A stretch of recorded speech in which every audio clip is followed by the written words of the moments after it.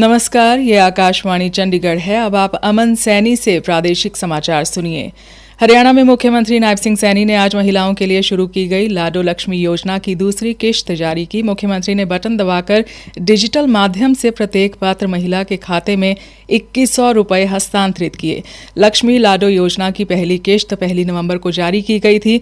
मुख्यमंत्री ने बताया कि इस बार 7 लाख से अधिक महिलाओं को इस योजना का लाभ मिला है। उन्होंने बताया कि पंडित दीनदयाल उपाध्याय की जयंती पर लाडो लक्ष्मी ऐप जारी किया गया था।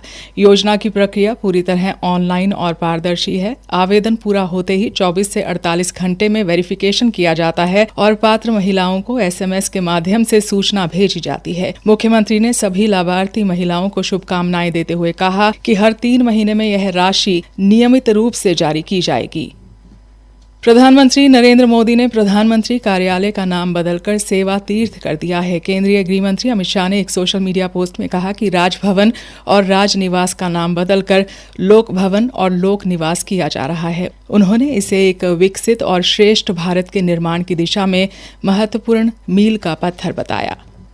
भारत ने टीबी की वजह से होने वाली मृत्यु दर में कमी हासिल की है। यह दर वर्ष 2015 में प्रति लाख आबादी पर 28 थी, जो घटकर वर्ष 2024 में प्रति लाख आबादी पर 21 हो गई। नई दिल्ली में संसद भवन एनेक्सी सभागार में टीबी मुक्त भारत अभियान पर सांसदों को संबोधित करते हुए स्वास्थ्य मंत्री जगत प्रकाश नड्डा ने टीबी उन्मूलन के लक्ष्य को हासिल करने में सांसदों की महत्वपूर्ण भूमिका का उल्लेख किया। हमने लैब्स बढ़ाई हैं, टेस्टिंग लैब्स बढ़ाई हैं, आयुष्मान आरोग्य मंदिर और हमारे जो निक्षय शिविर हैं, टीबी के उन्मूलन के शिविर हैं, उसमें हमने बहुत प्रगति की है और साथ में कम्युनिटी के साथ मिलकर हमने इस काम को आगे बढ़ाया है। अभी और भी बहुत कुछ करने की जरूरत है और उसको हमको तीव्र गति से आगे बढ़ाने में आपका हमको सहयोग चाहिए, आपका हमको समर्थन चाहिए। हरियाणा विधानसभा अध्यक्ष हरविंद्र कल्याण और मुख्यमंत्री नायब सिंह सैनी ने कल चंडीगढ़ में विधानसभा की पत्रिका सदन संदेश का विमोचन किया। इस अवसर पर संसदीय कार्य मंत्री महिपाल ढांडा, विधानसभा उपाध्यक्ष डॉक्टर कृष्ण लाल मीडा, मंत्री व विधायक मौजूद रहे। विधानसभा अध्यक्ष ने कहा कि पत्रिका में बीते 1 वर्ष के दौरान हरियाणा विधानसभा के सभी सत्रों की विस्तृत समीक्षा शामिल की गई है, जिससे आमजन को सदन की कार्यवाही की सटीक और विधिवत जानकारी प्राप्त होगी। सर्वोच्च न्यायालय ने कहा है कि घुसपैठियों और अवैध प्रवासियों के पास कोई कानूनी अधिकार नहीं है। न्यायालय ने कहा कि देश में अवैध रूप से प्रवेश करने वालों के लिए रेड कारपेट नहीं बिछाया जा सकता। मुख्य न्यायाधीश सूर्यकांत और न्यायमूर्ति जयमाल्या बागची की पीठ ने कल एक बंदी प्रत्यक्षीकरण याचिका पर सुनवाई करते हुए यह टिप्पणी की। इसमें अधिकारियों की हिरासत से कुछ रोहिंग्यों के लापता होने का आरोप लगाया गया था।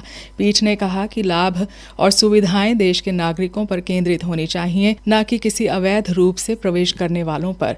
न्यायालय ने कहा कि अवैध प्रवासियों को हिरासत में यातना नहीं दी जा सकती।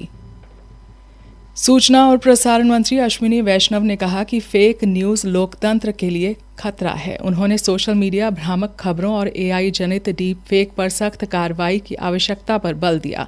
आज लोकसभा में प्रश्नकाल के दौरान पूरक प्रश्नों का उत्तर देते हुए श्री वैष्णव ने कहा कि AI जनित डीप फेक की पहचान करने और उनके खिलाफ कार्रवाई करने के लिए एक नया मसौदा नियम प्रकाशित किया गया है। उन्होंने कहा कि सरकार और भारतीय प्रेस परिषद दोनों ही किसी भी टीवी चैनल या समाचार पत्र के खिलाफ आने वाली शिकायतों पर सक्रिय रूप से विचार कर रहे हैं। श्री वैष्णव ने कहा कि फर्जी खबरों या फर्जी बयानों का सक्रिय रूप से विरोध किया जाना चाहिए। उन्होंने कहा कि यह केंद्र सरकार के साथ साथ राज्य सरकार और समाज की जिम्मेदारी है कि वे सामूहिक रूप से यह सुनिश्चित करने के लिए काम करें कि समाज में विश्वास बना रहे और उसे और मजबूत किया जाए। श्री वैष्णव ने कहा कि प्रधानमंत्री नरेंद्र मोदी ने डिजिटल इंडिया के माध्यम से देश में एक नई क्रांति ला दी है और देश इसके सकारात्मक प्रभाव देख रहा है। उन्होंने कहा कि सरकार ने ऑनलाइन मनी गेमिंग को नियंत्रित करने के लिए बहुत ही सख्त कानून बनाया है, जिससे देश भर के करोड़ों परिवारों को लाभ हो रहा है।